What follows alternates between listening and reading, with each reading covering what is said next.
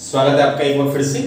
दोस्तों, last video में मैंने आपको समास की परिभाषा बताई, ठीक है, कि समास होता क्या है, समास और संधि में डिफरेंस क्या होता है, दोनों में क्या आप अंतर कर पाओगे, ठीक है।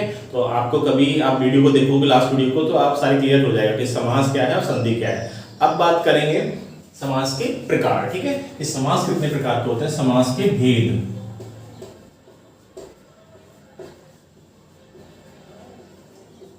ठीक है।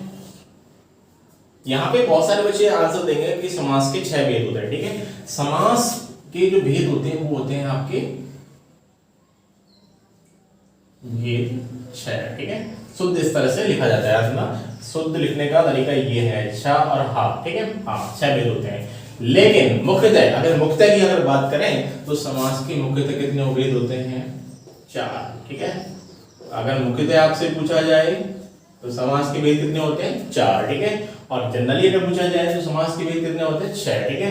आप ये भी कह सकते हो कि परिभाषा के आधार पर कितने भेद होते हैं, 4 होता है, ठीक है, परिभाषा के आधार पर, ठीक है। अब देखो सबसे पहले फर्स्ट उस पे आते हैं। फर्स्ट इसका प्रकार जो है वो है अव्ययीभाव समास। अव्ययीभाव समास ये इसका पहला प्रकार है, ठीक है। दूसरा प्रकार आता है आपका द्वंद्व समास, और द्वंद्व समास को इस तरह से लिखा जाता है, याद रखना, ठीक है। हाँ, शुद्ध ये है, ठीक है, द्वंद्व समास। थर्ड जो टाइप आता है वो आता है बहुब्रीहि समास। बहुब्रीहि समास, ठीक है। अगला आता है, नेक्स्ट आता है आपका तत्पुरुष समास, ठीक है। इस तरह से आपके 4 है, ठीक है, मुख्य 4 है। और इसी में तत्पुरुष समास के ये टाइप बनते हैं, ठीक है। तत्पुरुष समास के अंदर आते हैं आपका द्विगु समास, और दूसरा है आपका कर्मधारय समास। अगर आपसे पूछे कि समास के कितने प्रकार हैं, आपको आंसर देना है 6। लेकिन मुख्यतः पूछे या परिभाषा के आधार पूछे तो आंसर देना कितना, 4, ठीक है। फर्स्ट क्या आता है अव्ययीभाव समास, सेकंड क्या है द्वंद्व समास, फिर क्या है बहुब्रीहि समास, फिर क्या है तत्पुरुष समास, और तत्पुरुष समास के अंदर आते हैं द्विगु समास और कर्मधारय समास, ठीक है। अब सबसे पहले हम बात करेंगे किसकी, अव्ययीभाव समास की, ठीक है, कि अव्ययीभाव समास क्या होता है। यहाँ पे मैं शॉर्ट ट्रिक बताऊंगा आपको, शॉर्ट ट्रिक, जिससे आप हमेशा याद रख पाओगे, कभी नहीं भूल पाओगे, ठीक है। हाँ, अभी तो मैं शॉर्ट बता रहा हूँ, बाकी मैं हर प्रकार को डिटेल्स में आपको नेक्स्ट वीडियो में बताऊंगा, ठीक है। हाँ, तो देखो अव्ययीभाव समास की आपको क्या रखना है, याद रखना, अव्ययीभाव समास में या तो अव्यय का प्रयोग होगा या फिर उपसर्ग का प्रयोग किया जाएगा, ठीक है। ये बात आपको याद रखनी है, या तो अव्यय का प्रयोग होगा या फिर उपसर्ग का यूज होगा, किसमें, अव्ययीभाव समास के अंदर, ठीक है। या फिर आप ऐसे भी याद रख सकते हो कि यहाँ पे क्या होगा, अव्ययीभाव समास के अंदर पूर्व पद प्रधान होगा। पहला जो पद होगा वो क्या होगा, बोलो, प्रधान होगा, ठीक है। पूर्व पद क्या होगा, प्रधान होगा, ठीक है। और उत्तर पद क्या होगा, गौड़ होगा, उत्तर पद।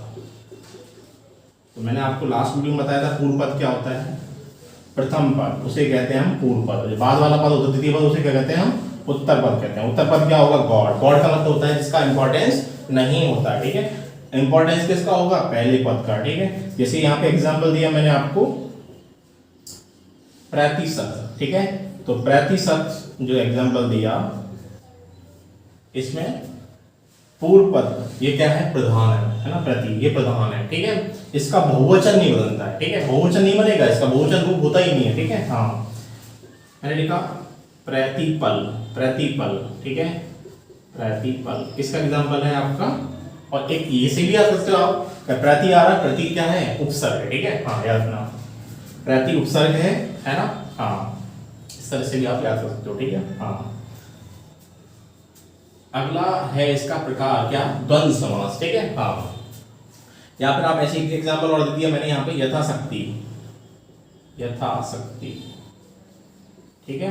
यथाशक्ति में अब देखो इसको, इसका समास विग्रह जो होगा है ना, शक्ति के अनुसार, के अनुसार आता है, ठीक है। हाँ, अव्ययीभाव समास के अंदर ये भी है, समास विग्रह में के अनुसार आएगा या तक आएगा, आज जन्म, ठीक है। ये लिख दिया मैंने, आज जन्म, है ना, आ उपसर्ग है, ठीक है।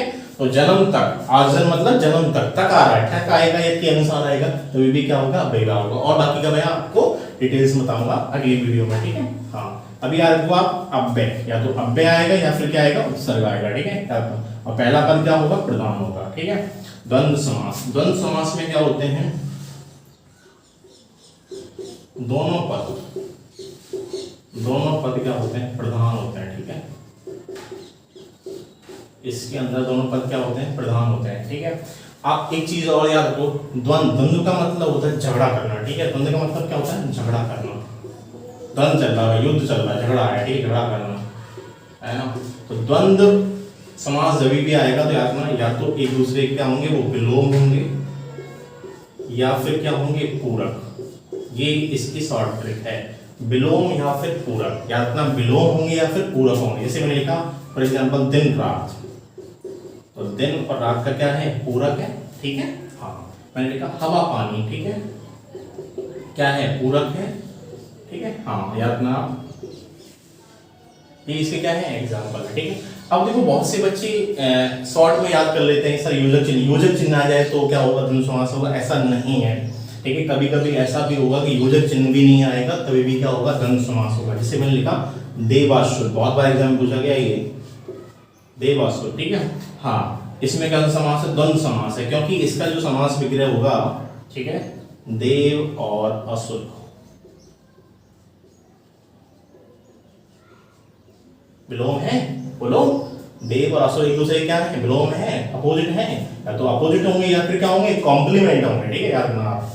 हाँ, अगला आता है क्या, बहुव्रीहि समास। बहुव्रीहि समास में क्या होगा, ये समास जो है इसमें क्या होगा कि कोई भी पद प्रधान नहीं होता, दोनों पद क्या होते हैं, गौड़ होते हैं, ठीक है। हाँ, याद रखना आप, दोनों पद क्या होंगे, गौड़। और तीसरा पद जो होगा वो क्या होगा, प्रधान होगा। तीसरा पद क्या होगा, प्रधान होगा यहाँ पे,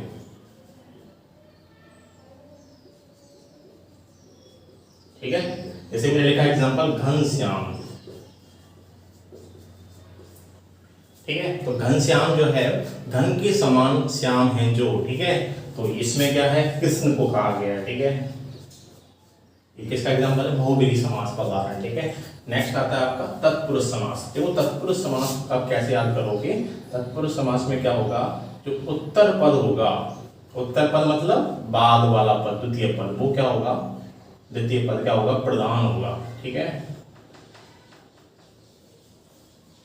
उत्तर पद क्या होगा, प्रधान होगा। इसमें भी क्या होगा, उत्तर पद क्या होगा, प्रधान होगा। इसमें भी क्या होगा, उत्तर पद प्रधान होगा। इन तीनों की डेफिनेशन सेम है, ठीक है, याद रखना आप, उत्तर पद प्रधान होता है। बस देखो समास में आपको याद रखना है कि प्रथम पद मतलब आपका पूर्व पद जो होगा वो संख्यावाची होगा, संख्यावाची, ठीक है। तो आपको याद रखना है, मैंने लिखा यहाँ पे त्रिभुज, त्रिभुज, ठीक है, चौराया, चतुर्भुज,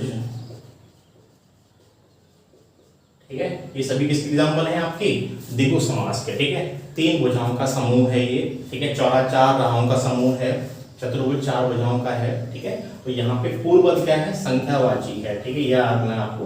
और कर्मधारय जो समास है इसमें याद रखना है आपको विशेषण और विशेष, विशेषण विशेष, ठीक है, या फिर उपमेय उपमान, या फिर आप याद करो उपमान या उपमेय, ठीक है। मैंने कहा तत्पुरुष समास, इसमें उत्तर पद क्या होता है, प्रधान होता है, ठीक है। उत्तर पद प्रधान जो है इसका मीनिंग क्या, देखो आप समझो, यहाँ पे मैं यहाँ पे लिखता हूं तत्पुरुष समास के अंदर एक चीज है, उत्तर पद प्रधान है, या फिर आप ऐसे ही याद करते हो, यहाँ पे कारक चिन्हों का लोप होता है, कारक चिन्हों का, कारक चिन्हों का लोप होता है, और यहाँ पे कारक चिन्हों का। और कारक चिन्ह में ये दो कारक चिन्ह नहीं आते, एक तो कर्ता कारक और एक संबोधन, इनका लोप नहीं हो पाता है, ना तो कर्ता कारक का लोप होगा, नहीं संबोधन का होगा, ठीक है। इन दोनों का लोप नहीं होता, इसकी वजह से ये इसमें आते नहीं है। बाकी कारक चिन्हों का क्या होता है, इसमें लोप होता है, ठीक है। जैसे मैं तत्पुरुष समास का आपको उदाहरण देता हूं यहाँ पे, मैंने लिखा युद्ध क्षेत्र।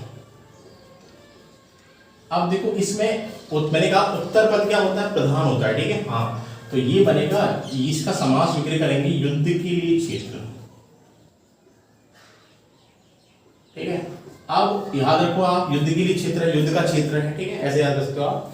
तो यहाँ पे युद्ध क्षेत्र में जब आप देखोगे, युद्ध क्षेत्र में आप जाओगे तो आपको देखने पे क्या मिलेगा, क्षेत्र दिखाई देगा, ठीक है। आप क्षेत्र देख पाओगे, युद्ध नहीं दिखेगा, क्षेत्र दिखेगा, ठीक है, क्योंकि वहां युद्ध करना है तो क्षेत्र दिख रहा है आपको। तो किसकी इंपॉर्टेंस है, क्षेत्र की। मतलब उत्तर पद जो है वो क्या है, प्रधान है, ये प्रधान है, उत्तर पद क्या है, प्रधान है, ठीक है। तो आपको याद रखना है कि कर्म तत्पुरुष समास के अंदर उत्तर पद जो होगा वो प्रधान होगा, ठीक है। क्षेत्र क्या है, प्रधान है। जैसे मैंने एग्जांपल लिखा यहाँ पे, एक एग्जांपल दिया आपको, रसोई घर। तो रसोई घर में जो घर है, घर जो है वो क्या है आपका, प्रधान है, क्योंकि रसोई घर में आप देखोगे तो आपको क्या दिखेगा, घर दिखेगा, रसोई नहीं दिख रही, घर दिख रहा है। घर की इंपॉर्टेंस है, क्योंकि रसोई माने क्या होता है, थाली होता है, ठीक है। तो रसोई घर के अंदर घर की इंपॉर्टेंस है, तो घर क्या है, उत्तर पद, ये क्या है, प्रधान है, तो रसोई के लिए घर, ठीक है। हाँ, एक लिखा मैंने राजकुमार।